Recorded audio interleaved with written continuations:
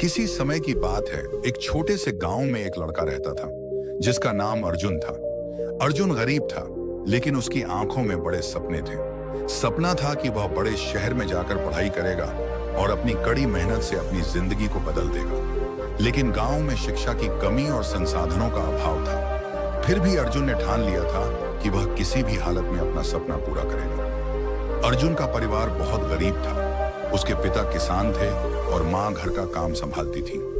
वह जानते थे कि अर्जुन के सपने बड़े हैं, लेकिन उनके पास उसे पूरा करने के लिए पैसे नहीं थे। फिर भी वे अपने बेटे का हर हाल में साथ देने का निर्णय लेते हैं।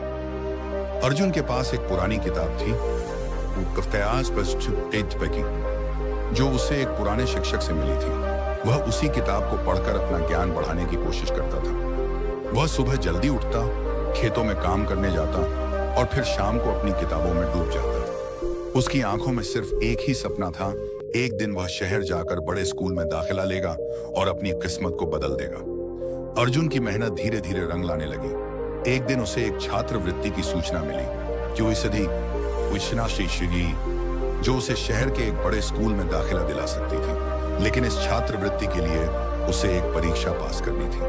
अर्जुन ने सोचा कि यह उसकी आखिरी चांस है और उसने अपनी पूरी ताकत लगा दी। रात रात भर वह पढ़ाई करता और पूरी लगन से तैयारी करता। परीक्षा का दिन आया और अर्जुन ने पूरी मेहनत से उसे पास किया। उसे छात्रवृत्ति मिल गई और वह बड़े शहर में पढ़ाई करने के लिए निकल पड़ा। शहर में उसे कई मुश्किलों का सामना करना पड़ा, लेकिन उसने कभी हार नहीं मानी।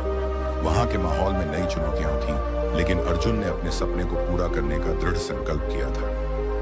समय के साथ अर्जुन ने अपनी कड़ी मेहनत और लगन से अच्छे अंक हासिल किए।